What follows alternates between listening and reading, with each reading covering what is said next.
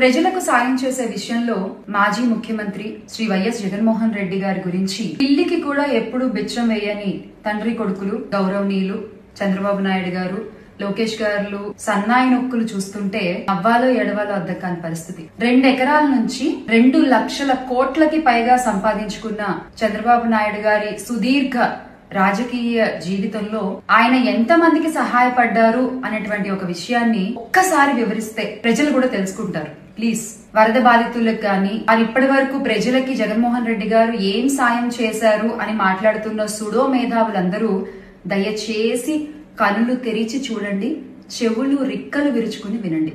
కనపడలేదా అండి మీకు సాయం? మొన్న విజయవాడను వరదలు ముంచెత్తితే వరద బాధితులకి ₹1,00,00,000 సహాయాన్ని అందించారండి.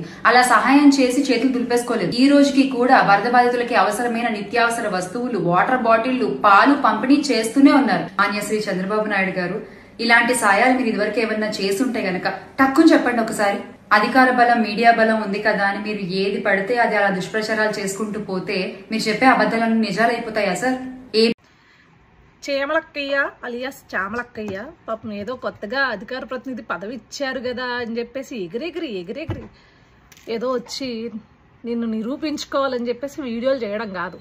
అందులో ఉన్న సబ్జెక్ట్ ఏంది, మనం మాట్లాడే దాని మీద ఎంతవరకు వాలిడేషన్ ఉంటుంది అనేది కూడా చూసుకుని మాట్లాడాలి చామలక్క.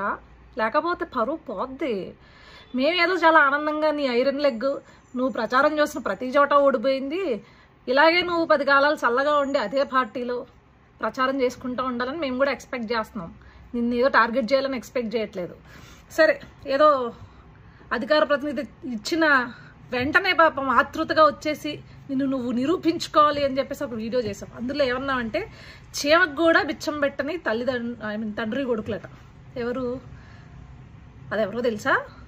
నేను పుట్టి బుద్ధి ఎరిగిన దగ్గర నుంచి, నాకు రాజకీయాల గురించి తెలిసిన దగ్గర నుంచి ఏదైతే నువ్వు పార్టీలో ఉన్నావో ఆయన గారు కావచ్చు, ఆయన తండ్రి గారు కావచ్చు, గవర్నమెంట్ తరపున కాకుండా, అంటే గవర్నమెంట్లో ఏదన్నా పథకాలు కానీ పెట్టారేమో తప్పించి గవర్నమెంట్ తరపున కాకుండా ఏనాడు సొంతంగా వాళ్ళు ప్రజలకు చేసింది కానీ లేకపోతే ప్రజలకి పెట్టింది కానీ ఏనాడు ఈ రాష్ట్రంలో ఉన్న ప్రజలైతే చూసింది లేదు, కనింది లేదు, వినింది లేదు.